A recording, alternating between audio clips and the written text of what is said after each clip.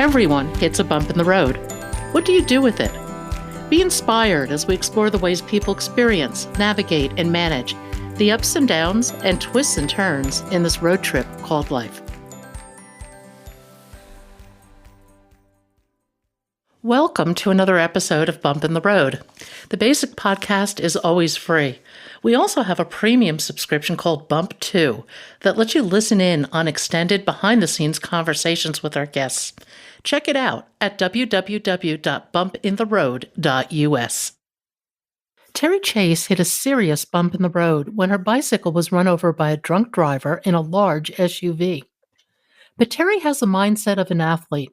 The fact that she's now in a wheelchair is incidental to her spirit. Come join me. Be inspired to find the courage to step outside of your comfort zone and pursue your very best life. Terry, welcome to Bump in the Road. If you would, tell us your story. Hi, Pat. Thank you so much for inviting me to be on this podcast. I really, really appreciate it. And I so love your Bump in the Road title. It actually kind of brings up a little bit of an emotion for me because I was hit by a drunk driver about almost 35 years ago. I was riding a bike in from the outskirts of Grand Junction, Colorado, which is in the Western Slope. And I hit a bump. And the bump was a big black Lincoln Continental came up behind me, hit me. My bike crunched underneath the front of the vehicle. I flew up on top of the vehicle. And at that moment, I was like, this is really bad. And he swerved. I hit the ground. And that's when I hit the big bump. I hit the road. And that's when I broke my back. It was considered a incomplete burst fracture. So that means that I have some movement and function below my injury, which I'm I feel very, very fortunate about. And so from that injury, from that bump in the road, it rendered me an incomplete paraplegic, meaning that I was going to be using a wheelchair and or crutches for the rest of my life, which I did. And anyway, so the stories in my book, Spoke by Spoke, which I know we'll get to in a bit, tell the story of that journey. So how's that? Well, I thought Spoke by Spoke was absolutely terrific. And one of the things that really impressed me was somehow you managed to not let anything get in your way. Where did that come from? Well, I was very motivated at the time of my injury to return to teaching. I was a middle school PE teacher here in Grand Junction, and our school, one of our students had completed suicide about a month before I got hurt. And I just felt so impelled to make sure that my students knew that there was another option. When things get bad, you don't just have to, complete suicide. There are other options. And I felt very, very committed to coming back to teaching, which I did. I was back teaching 5 months after my injury, teaching from a wheelchair. I got the kids involved. I spent the whole first week of school introducing the students to disability, my disability. I actually transferred out of my chair. I grabbed my stopwatch and said, okay, everybody gets 1 minute in Miss Chase's wheelchair. And I wanted them to experience the equipment I was using. I didn't want them to be afraid. And I wanted them to know that I could still be their teacher and I could still, boss them around and, hold the stopwatch and do the things that I love, which was getting kids active and out on the fields. Losing your own ability to be active because you were quite an athlete how did you cope with that? Yeah, and I just want to let people know that I did have struggles, and we'll certainly get to those in a bit. But how I coped with it was I looked at everything I had to do in my rehab as an athletic thing. So the physical therapy that I received, the occupational therapy I received, even the point of choosing my wheelchair, one day I had to with my therapist, I had to sit and order a wheelchair, and that can be really devastating for people, especially athletes, because I was used to ordering bikes and buying stuff, athletic stuff. But so I was like, all right, I'm gonna approach the ordering of this chair from that mindset, which is I'm an athlete, so I want the best performing chair I can get, within reason. I want the color that my bike was, a hot red. I wanted to be performance oriented. Now, at that time, that was 35 years ago. We didn't have that many big selections of chairs, but I could get a rigid frame with the cherry red or the apple red color with smaller casters in the front so I could maneuver quickly. And, it would be lightweight. So that's how I approached it. Even in physical therapy, I remember one time the therapists were like, okay, it was great. It was great rehab. I was at Craig Hospital in Denver, which I love, changed my life. Um, One time the therapists are like, okay, we're going to go do our push around the block and then we're going to come back and do this and that. And I said, can we throw out some cones? Can we just put some cones out? I need some cones. Like I'm in a gym, give me some cones to maneuver around. So, stuff like that. And when I was in the rehab program, the probably the thing that saved my life was recreation therapy. And these are the people who really work with patients around getting back to the things they love, whether that be shopping, fishing. I went water skiing, before I was discharged, and I call that my claim to fame. Um, it's recreation therapy that got me out of the hospital, that let me know that I could still be a person beyond that bed, and even in a wheelchair. It's like, so what? Let's just go for it. And I never heard, no, you can't do that. I always heard, well, let's give it a try. And I was like, all right, let's give it a try. Let's do it. The mindset of athletics has so much to teach us in so many aspects of life, don't you think? It really does. It really does. And I think I've continued with that mindset. I think mindset's a big thing in this whole ordeal, Pat, for everybody. And one of the big mindsets and one of the big philosophies that has stayed with me throughout my entire time is the philosophy of Outward Bound. And Outward Bound is an outdoor wilderness program that works. And I was an instructor for Outward Bound that really challenges people beyond their self-perceived limits. And one of the sayings and one of the bylines of Outward Bound is to serve, to strive, and not to yield. And I really kept that motto going for me all the time. And I've woven the Outward Bound spirit. I've woven Outward Bound activities into my subsequent teaching as a nursing professor, in coaching work that I do, sessions, experiential sessions that I do with folks. So I really do believe that the best learning is through experience and experiential learning to assist people in going beyond those self-perceived limits. Experiential learning really sticks with us. One of the things that you wrote in your book, you mentioned, what is is the importance of taking that first step. Yeah. Yeah. It can be so hard, though. How do you help people get to that point? Because you're really asking them to step outside their comfort zone, and that is not very comfortable sometimes. No. And that's why it's called the comfort zone, because it feels good. It feels good. Hey, it's like squishy. Yeah, I love it. So I really love that you brought that up, because that's another thing that I did, that I pull from my Outward Bound experience, which is, if you think about a bullseye, and in the middle of the bullseye, there's the comfort zone. It's the smaller circle right in the middle. We feel good. We're familiar. We know what we're doing in there.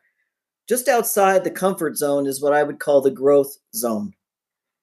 So when we take a step, and this is one of the things that I really work with people, is you don't have to take a gigantic leap. I'm not asking people to jump off a cliff or, whatever. No. But is there one small step? Is there one little 3-foot toss that could be made to assist you in moving into growth? Now, if people take too large of a step, they'll end up in that outer ring, which is called the panic zone. There is no learning that happens in the panic zone.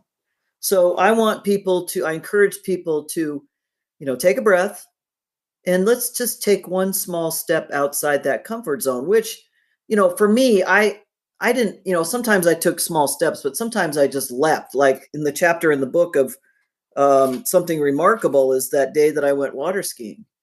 And I really was not a water skier before I got hurt. I had skied a few times, but I just remembered, like, oh my God, I just had a lot of muscle pain for days after I went water skiing. So when the recreation therapist said, hey, we're going to go next Tuesday. Do you want to go? We'll check it out with your doctor. I said, oh, okay, we'll see what the doc says. Doc says, well, you get your brace off in a few days. So yeah, you'll be able to go. I'm like, all right, then I'll go. So, I mean, it was like I just wanted to try things. I wanted to know that I could do stuff. And the only way I could find out was to take a step. And if I had said, no, no, really, I'm not really a water skier, then I would have missed out on consecutive years, 30 consecutive years of water skiing. I never missed a summer of water skiing since that first time. I think when it comes to taking a step, you have to ask yourself, what do I have to lose? And the Yeah. reality is, for most of us, we have so much to gain. Yeah. Yeah, absolutely. Yes. I just was looking for the quote from Outward Bound. I have it here somewhere in my notes. It's such an incredible quote, and it has to do with adventure. I Yeah. think having a sense of adventure is just critical to life. Yeah. Yeah. It really is. And I think, dealing with this disability, it's like, well, what can I learn from this? When I was a PE teacher, we didn't have at that time of the public school system, we didn't really have adaptive PE teachers. So I had a few kids with disabilities in my class, and I'm like, you know what? I think I'm just going to take my planning period and see if I can gather those, 3 or 4 kids. Like some of them had, well, all of them had mobility issues of some sort, and I would just gather those kids up and go, okay, let's make up our own PE class. And I would do that with the kids. So I had some sense of, well, we gotta figure out ways to help people. And so when I got hurt, it was like, all right. And oh, this is another big thing. I'm sure you read the thing about tennis. You probably read that one, the Yeah. three little lessons from a tennis ball.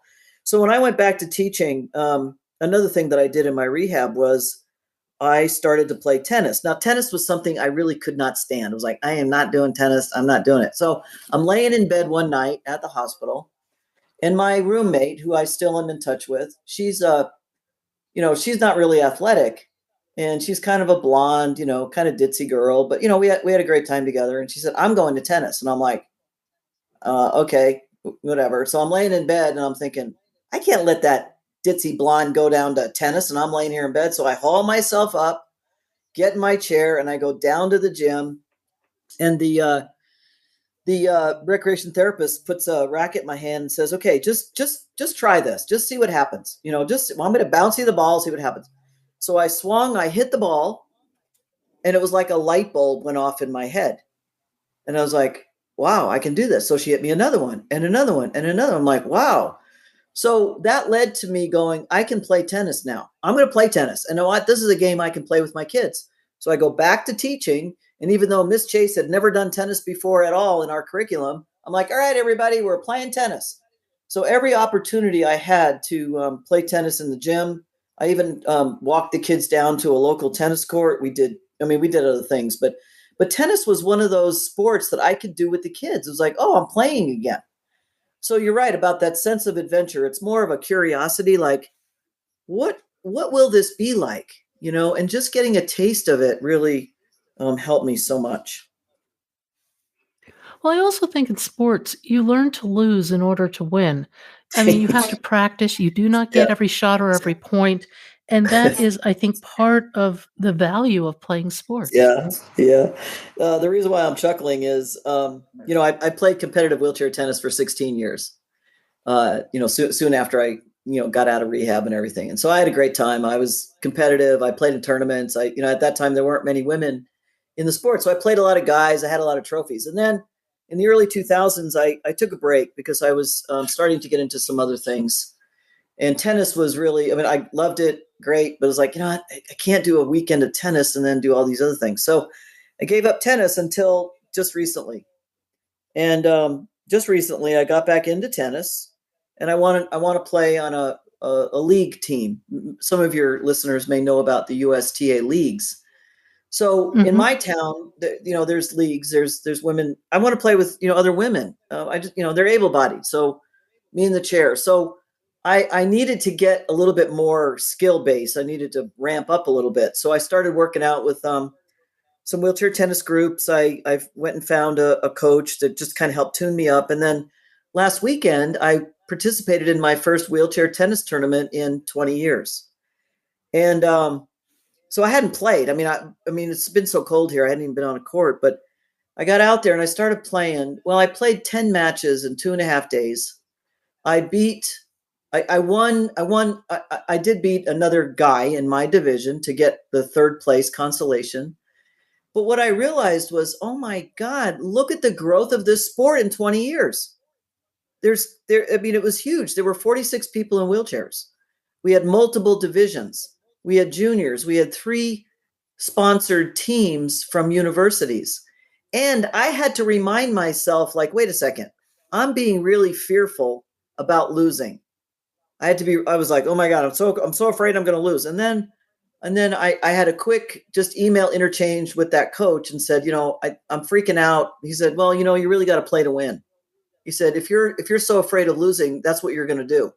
I'm like, oh, okay. So the next day, I'm back in the court, like, okay, play to win, play to win, play to win. And you know what? I won. I mean, I still lost a few, but it was like, oh my God. And but there's so much from that weekend that I'm going to continue to do some writing about. But it was like 3 more lessons from a tennis ball. Play to win was Mhm. one of them. Yeah. You, in your book, you also talk a little bit about the meaning of a seam on a tennis ball. Would you share that?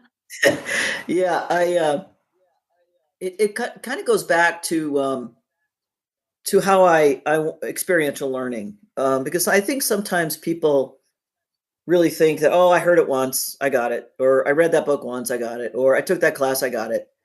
And really, learning is about, so if you visualize a tennis ball and it's got that rubber seam that kind of goes around it in kind of a helix fashion, and I would use it in my work with healthcare providers around teaching, because healthcare providers have to do a lot of teaching, but nobody really teaches them how to teach. So one of the things I would do is, okay, let's look at my theory of my tennis. I call it my tennis ball theory of learning.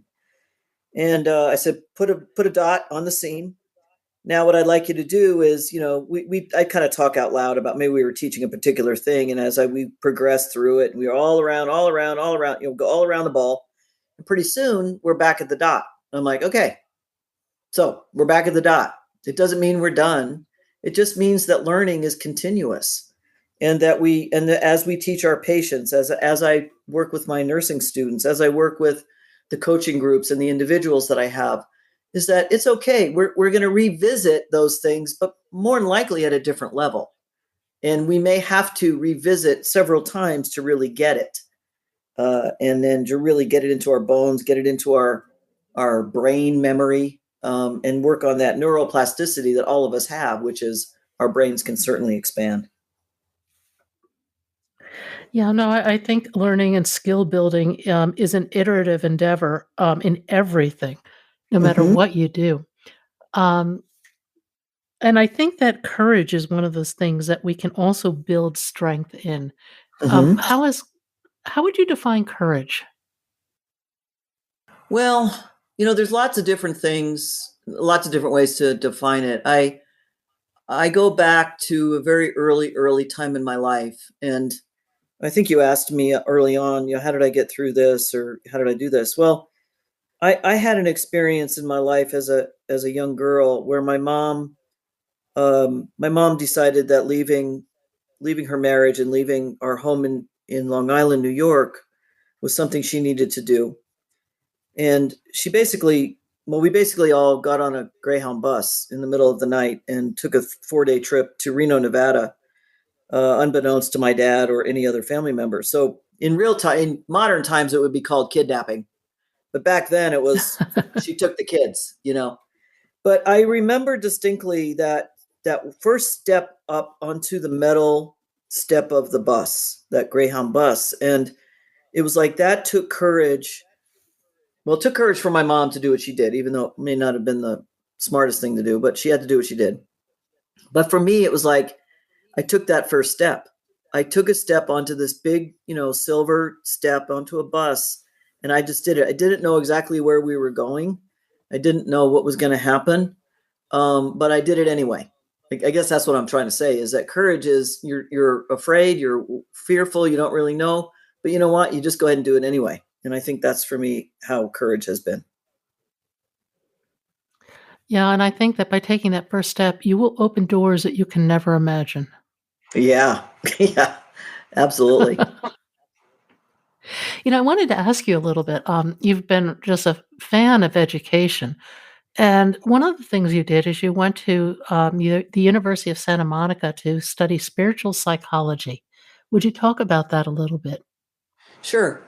So yeah, so after I got hurt, I really did up my ante around learning and all of that. And let me back up just a little bit, and I'll get to that in a minute, Pat. But first off, out of the box, I did get a master's degree in exercise physiology because I really had a question of how do I stay healthy. I was a I love physical fitness. I want to stay in shape. Therapy taught me a lot, but nobody taught me how to stay in shape. So I got that master's degree, and I found out that, well, we're kind of studying it, so you might want to just spend a lot of time in the library reading what the current research is. And while all my classmates are running and jumping and doing all these things, I'm like, okay, I'm in the library. But that was because I was looking for things on the physical plane. The next level of education for me was a doctorate in nursing. And what led me to that was I was really curious about what made me feel better. Because when I was a patient, I realized that there were certain people who helped me feel better and helped me heal. And so I was curious about that. So I had heard about the theory of human caring, which is a major theory in nursing, developed by Dr. Gene Watson. And there was a nursing doctorate program in Denver that was based on the theory of human caring. And I was like, all right, I'm going to go there. Of course, I didn't even think that's one of those things about, I wasn't a 3-foot toss. I'm going to enter nursing school. I didn't even give any thought. And in my book, Flinging Forward gives a really great, I talk about that. But I was like, okay, I'm going to go to nursing school. Well, I didn't get accepted the very first time, but I did get accepted the second time. So I completed a 4-year doctorate in nursing, became an RN, did all my clinicals, did everything, which we did. So that was on the healing, kind of what I would call the mental emotional plane of healing and learning. So that was good. It was like, okay, so that's a theory. How do we put that into practice? And so that's when my experiential learning came in. I developed quite a lot of sessions and work around that. But then I was also going through my own therapy to really work out some of the issues around my injury and before, with a woman who was a therapist, and had received her degree in spiritual psychology through the University of Santa Monica. And I just got really intrigued again with the spiritual plane and about how, there's this purpose of me on earth and discovery of that, and working through that and bringing that spirituality to my life, was something I was really interested in. It helped me, it helped me so much.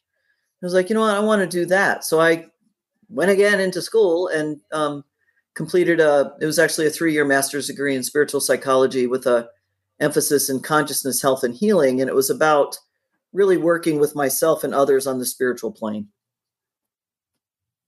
You mentioned consciousness. How would you define that? Well, I think for me, it's consciousness is about and I talk about this a little bit in my book. I experienced it probably before I really knew what it was, but that deep listening, that deep listening of what, because there's a point in my book where I talk about the edge of dark, and I was not at a happy place a few times. I mean, a few times, and thought about rolling off the edge of a big mountain or a big canyon, and then I backed up and I was like, okay, what is there? What is there for me? So there's more to life than just what we think and what we do. There's this consciousness, there's this energy that is available if I choose to wake up and utilize it. And I'm not awake all the time. I'm certainly not like, conscious greatness. Every once in a while I fall asleep and, hit more bumps in the road. But I think it's about listening deeply. One of the other things you wrote about that really intrigued me was that you did a lot of work with horses and a lot of Gestalt therapy. How Mhm. did talk about that a little bit? But what I'm really curious about is how did spiritual psychology and Gestalt therapy come together for you?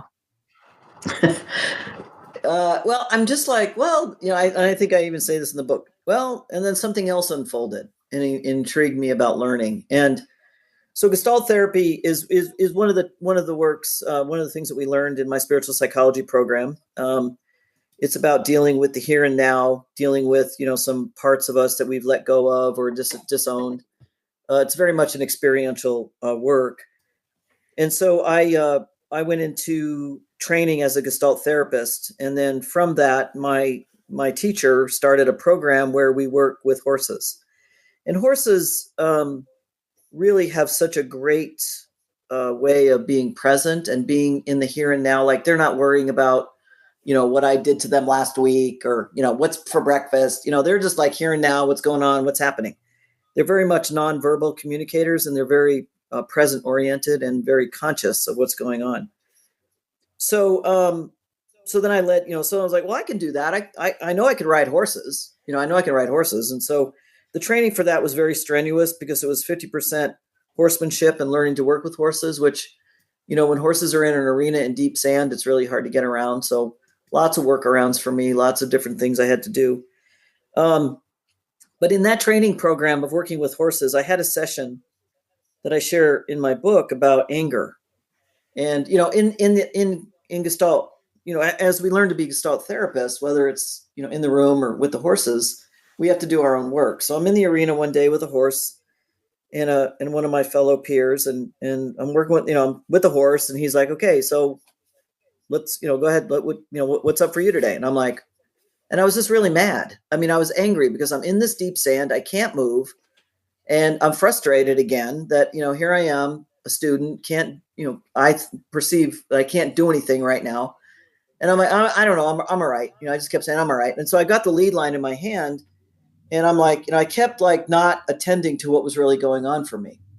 And so during that time of being not congruent, being disconnected from what was really feeling, the horse is like pulling away from me. Like, I'm not, the horse is just pulling away. I'm not interpreting it at all. The horse is pulling away. And I'm like, I'm getting madder and madder. And pretty soon my peer says, well, what about expressing how you're really feeling or something like that? And I hesitated, and I don't know, something just clicked, and I just started yelling and screaming about how mad I was. I was so frustrated. I'm stuck in the sand. I can't do anything. I feel so bad. I feel less than, just lots of anger. I mean, like good thing we were in a remote part of Colorado, because I was like screaming and yelling to the highest degree. And during that time of my expression of my emotion, it really brings up, my emotion now is, the horse came close to me, and the horse leaned into me, and the horse, let me be the way I was. And that was the turning point for me in knowing that working with people and horses had the potential to be so powerful because I experienced it. The horse was like, okay, I'm cool now with you, or something like that. But it was like, I got it that when I am congruent, when I am present with what's going on for me in all of life, but in particularly when working with horses, it can be a very, very impactful opportunity for growth. And it was, and it was amazing. It was really an amazing experience. And that's why I shared that in my book. It kind of goes to another story you tell about the power of being seen. I think we all need to be seen. Yeah. And you talk about a gentleman in rehab named Bubba, and how you really gave him such a gift. Yeah. Yeah. Bubba was one of those great guys. As a teacher, I'm sure a lot of your listeners are teachers or have been, and there's always a kid or two that sticks in your mind. Well, the only way I can describe Bubba's condition is that he was all messed up. I mean, he had a multitude of neurological problems, meaning he had some sensory issues, loss of sight, loss of his vocal cords were affected. He couldn't speak clearly. His mobility was impaired, so he couldn't walk. I mean, he was just all messed up from a variety of medical complications and missteps. So he was at our hospital because he qualified for brain injury and spinal cord injury. I at that time running the patient education program at Craig Hospital. And he comes into my class being pushed by his mom. Now, this is a 20, 22, 23-year-old kid being pushed by his mother. And something just clicked inside of me. And I was like, all right, Bubba, I'm so glad you're here. And I was like in his face. I'm like total big energy. And I said, I'm so glad you're here. I said, I know that communicating might be a little difficult for you. So I want you to be up here right close to me and give me a signal, thumbs up for it's okay, thumbs down, get it, or so, whatever. I said, but I want you to make sure that you stick with me through all of these classes. These are really important for you, really important for your independence, really important for your health. And, since your mom's here, we want to make sure she gets it too. And so I just treated him like a regular guy, I mean, it was, and after a while, I'm like, wait, what did I just do? I'm like, in this poor guy's face. So anyway, we go on and on. And Bubba makes some improvements. He starts to being able to, verbalize a little bit more, get up on his legs. I even took him out. I developed a program where I took the patients out for a 2-hour experience with the horses as preparation for going home, because, going home can be really scary. And so I thought, let's work with the horses. And this is my project. This is the project that I developed in my training. Let's go out and work with the horses to learn about safety and communication and confidence and all that. So Bubba went out, to the barn, and we had a great time with the horses. And he was a horse guy before, so it really turned him on and got him back to like, oh yeah, this is something I can do. I can get back with my horses. So anyway, a few months later, or maybe close to a year later, we get word that Bubba had unfortunately passed away from another medical complication. And his mom contacted me, or I contacted her, and I said, I'm so sorry, for Bubba. He was such a great guy. I loved him. I was so happy that he came to our hospital. I got to know him. She said, I want you to know Bubba really appreciated you. And all I could think of was, here I'm in this poor guy's face. She said, no, he really appreciated you because you really treated him like a normal guy. She said, you saw him, and it didn't matter that he was all messed up and his mouth was stuck open and he had to wear, fuzzy glasses and stuff like that. She said, but you reached inside his soul and you saw him as a guy, as a person, and he really appreciates you. So that's what I do, is I look into the eyes of people, and I look into their soul, and I get to the essence of who they are. I do that with my students, and sometimes they get kind of scared about that. They're used to like, artificial kind of surface stuff. And I'm like, I ain't that way. I want to get to your heart. I want to get to your soul, because that's the only way you're going to be able to be functional in the world and be a really good healthcare provider, is to be yourself and to be authentic. Oh, that's so true in everything. Until you come to terms with yourself, you Yeah. can't possibly come to terms with somebody else. Yeah. Yeah. One of the things that has grown out of all this is that you definitely live a life of service. When did you realize that that was a path you were on? Well, I think And what service has always been a part of my life. Even in high school, middle school, high school, I was on crisis phone lines and, helping people out. My mom did instill that in us, to always help others. So I think that's always been part of my gig. And I think even now, I mean, I think one of the things that I wrote in the beginning of the book was that there's such low expectation out there in the world towards people with disabilities. Like low expectation. Oh, don't worry, you don't need to do anything. And I'm like, I'm not doing that. So it's like, I give because that's what I do. And it helps me feel better. And I know by helping one other person, it certainly can make a better place. You have a project called the Well-Being Project. And there are a number of points about it I'd love to have you talk about. But what I love about it, my favorite point, is inviting you to step into the bigger game and stop playing small. Yeah. I love Yeah. that.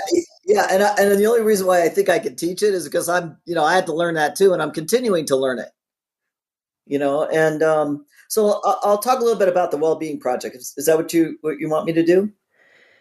Yeah, well, the thing that's so interesting about stepping into a bigger game is that you're constantly challenging yourself to step out of the status quo, outside of your comfort zone. Right. And I think that the more you do that, the more you become capable of doing it. Correct. Yeah, that is true. And I know for me, as I've continued to step out, continue to challenge, continue to take the first step, flinging forward, being hired at the hospital where I was a patient, leaving that and deciding to come back to the Western Slope of Colorado and apply for a nursing faculty job and attaining tenure within, a record short time period, and being a tenured professor, an associate professor of nursing, and then deciding, what, I'm gonna retire from that full time gig so that I can do more of my coaching, consulting, and speaking, and helping others step out of their comfort zones and be bigger than themselves. It goes back to that philosophy of Outward Bound, and I don't have the exact words in front of me, but Kurt Hahn, who is the founder of Outward Bound, said we have much more inside of us than we know. We're much Yeah, more I have yeah. no, I have the quote here. I found it.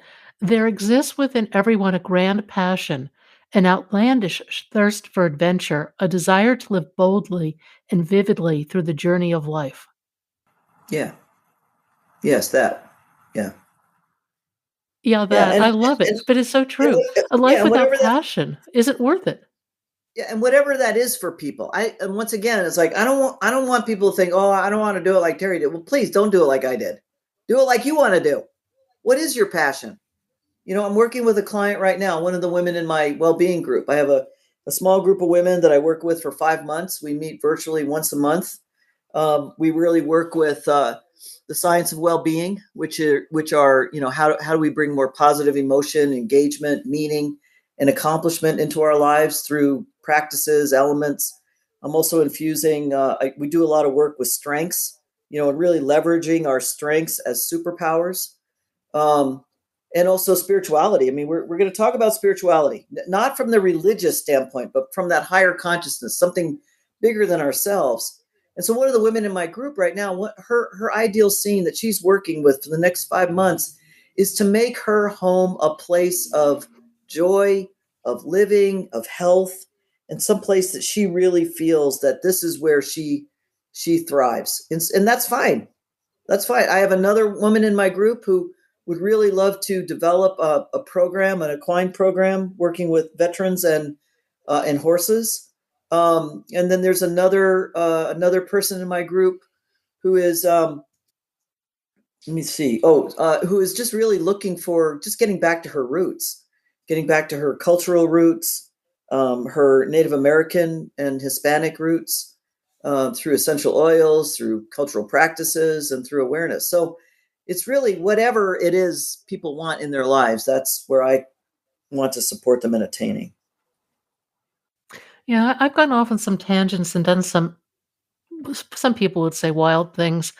Um, but I think that whatever you decide to do, whatever path you take, you learn so much about yourself if you're willing to be open to that. Yeah, exactly. If you could rewrite your story, would you? I don't think so. I mean, I do miss. I mean, I'll be really honest. I do miss, climbing up a mountain. I do miss being able to go out to the barn and just, get on a horse myself without this production of, people and, equipment.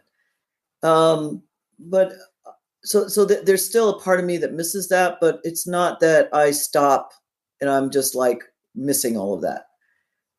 I feel like my life has grown exponentially since I got hurt, and I have accomplished more, and I have grown more on so many levels. I mean, I have my partner that I've been with for almost the whole 35 years of my injury.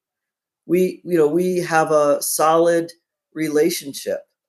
We have adventured all over the world. I mean, my garage is called the Sports Castle because I have almost every piece of equipment to go out and do the things I want. Now, it didn't all happen at once. It was, again, slow, little incremental gains, that kind of stuff. Um, we say we have every fabric known to mankind, so there's no reason to not go out in inclement weather. So my life has grown so much. I feel so fortunate, because when I got hurt, I was kind of bored. I mean, I was bored as being a teacher. I didn't really know what I was going to do. So I might have just floated along in that sort of default future of a teacher, which, well, I'll go get it. I'll go get a master's degree. I'll be a principal, and then I'll retire at 30 years. Like I don't. That may have happened, but you know what? I'm glad it didn't, because I've got so much going on. I love my life, and I look forward to the time I have available ahead. Thank you for listening. I hope you'll support this podcast by becoming a Bump 2 subscriber. Buy us a cup of coffee. It's your support that makes this podcast and website possible. I hope you found something in today's podcast that inspires you along your own life's path, because sometimes a bump in the road is actually a portal into a more conscious and meaningful life.